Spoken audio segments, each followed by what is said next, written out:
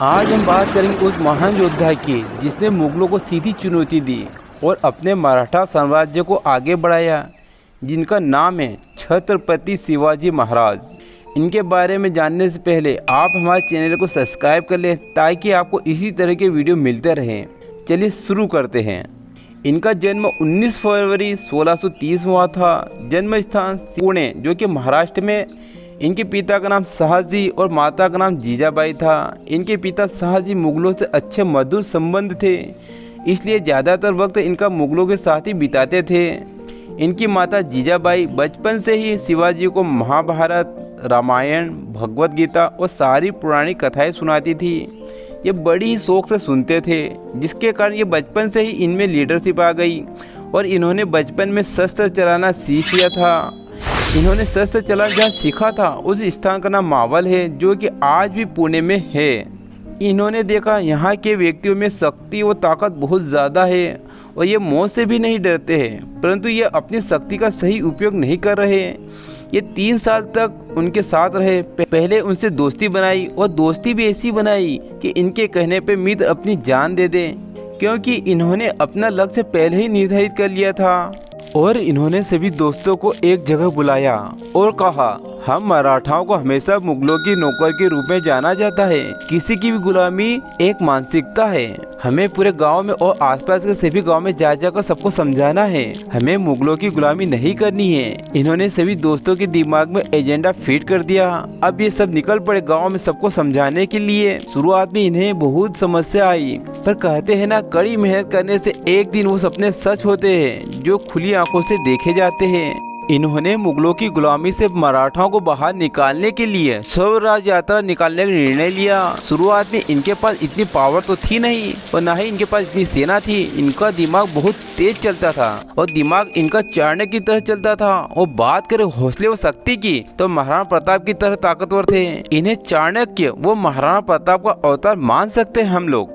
शुरुआत में इन्होंने आसपास के मुगल राजाओं को हराने के लिए जंगल में छुपकर रहने लगे। इन्हें पहाड़ी चूहा भी कहा जाता है। ये कहां से आक्रमण कर दे किसी को नहीं पता चलता था। इन्होंने धीरे धीरे अपनी सेना तैयार करी। इनसे मुगल राजा आदिल शाह बहुत परेशान हो गया था। वो उस वक्त पुणे का राजा था। इनके पिता को पकड़कर जेल में डाल दिया। इनके पिताजी को आजीवन कारावास दे दिया। अब ये सोच में पड़ गए कि क्या करें। इनके मुस्लिम दोस्त भी थे। ये कभी भी मुस्लिमों को अपना दुश्मन नहीं मानते थे। इनके बहुत से दोस्त मुस्लिम भी थे। उस वक्त दिल्ली सल्तनत के राजा शाहजहां थे। ये शाहजहां के दरबार में जाते हैं और शाहजहां को कहते हैं, शाहजहां तुम आदिल शाह पर दबाव बनाओ और उसे कहो कि वो मेरे पिताजी को रिहा कर दे, और ऐसा करोगे तो मैं तुम्हारे बुरे वक्त में तुम्हारी मदद के लिए हमेशा तैयार रहूंगा। शाहजहां जानता था कि छत्रपति शिवाजी महाराज बहुत ही ईमानदार व्यक्ति है। यदि उन्होंने कह दिया कि मैं तुम्हारे बुरे वक्त में साथ दूंगा तो छत्रपति शिवाजी महाराज हमेशा मेरे बुरे वक्त में साथ देंगे। तो शाहजहां आदिल शाह पर दबाव बनाने लगा और कहा, तुम शिवाजी महाराज के पिताजी को छोड़ दो और रिहा कर दो, वरना युद्ध के लिए तैयार हो जाओ। आदिल शाह ने छत्रपति शिवाजी के पिता को रिहा कर दिया और उन्हें छोड़ दिया। छत्रपति शिवाजी बहुत ही चतुर थे। इन्हें पता था कहाँ पर ताकत बतानी है और कहाँ पर बुद्धि का उपयोग करना है। इन्होंने शुरुआत में एक छोटी सी सेना बनाई, पर इनके निरंतर प्रयास से इन्होंने इतनी बड़ी सेना सिर्फ 3 साल में बना ली कि दक्षिण से लेकर गुजरात, महाराष्ट्र, छत्तीसगढ़, हरियाणा अपने मराठा साम्राज्य को बढ़ाया। इनकी बढ़ती हुई ताकत को देखकर वहां के राजा आदिल शाह ने अपने सबसे बड़े सेनापति अफजल खान को बुलाया और कहा, शिवाजी हमारे लिए खतरे की घंटी बनता जा रहा है। मैं तुम्हें ये जिम्मेदारी देता हूँ कि तुम शिवाजी को जिंदा या मुर्दा पकड़ के मेरे सामने पेश करो। मैं तुम्हें मुंह मांगा इनाम दूंगा। अफजल खान जानता था कि शिवाजी एक ईमानदार व्यक्ति है। उसने छत्रपति शिवाजी के पास अपने सिपाही को भेजा और कहा, शिवाजी तुमसे अफजल खान अकेले में मिलना चाहते हैं। न तुम्हारे पास कोई सेना रहेगी और न अफजल खान के पास कोई सेना रहेगी। न तुम्हारे पास कोई हथियार रहेगा, न अफजल खान के पास कोई हथियार रहेगा।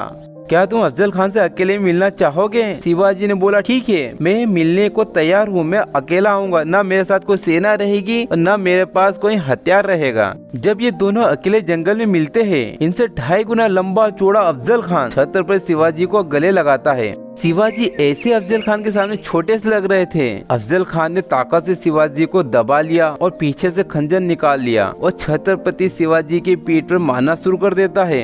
छत्रपति शिवाजी एक ईमानदार व्यक्ति तो थे, जो कह दिया मतलब पत्थर की लकीर हो गई, पर ये चतुर भी उतने ही थे। इन्हें पता था कभी युद्ध में पहली रणनीति फेल हो गई तो दूसरी रणनीति बनाकर रखना चाहिए। यदि दूसरी रणनीति फेल हो गई है तो हमें तीसरी रणनीति बनी हुई होना चाहिए हमारे पास। ये कभी भी एक रणनीति के ऊपर काम नहीं करते थे, तभी इन्हें चाणक्य भी कहा जाता है। ये जब अफजल खान से मिलने जाते हैं तब वो स्टील की जैकेट पहन लेते हैं। कभी अफजल खान ने हमला कर दिया तो जैकेट का होना जरूरी है। छत्रपति शिवाजी अफजल खान से मिलने जाने से पहले अपने हाथ के नाखून बहुत तेज कर लेते हैं। जब अफजल खान छत्रपति शिवाजी को खंजर मारता है तब शिवाजी अपना हाथ उसके पेट में इतनी ताकत से मारते हैं कि पेट में से अफजल खान की किडनी निकाल लेते हैं। वहीं पर अफजल खान को मार देते हैं और रुके नहीं। अफजल खान को मारने के बाद अफजल खान की सेना पर आक्रमण कर दिया और उन्हें युद्ध में हरा दिया और उन्हें हराने के बाद प्रतापगढ़ का किला जीत लिया।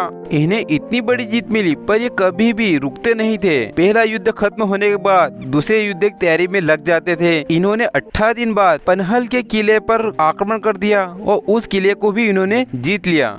छत्रपति शिवाजी महाराज से मुगल राजा आदिल शाह बहुत ही ज्यादा परेशान रहने लगा और आसपास के राज्य में इनकी जय जयकार होने लगी और ये बहुत ही ज्यादा ताकतवर बन गए थे। और इनके बढ़ते हुए वर्चस्व को देखते हुए सब मुगल राजाओं में भय का माहौल पैदा हो गया।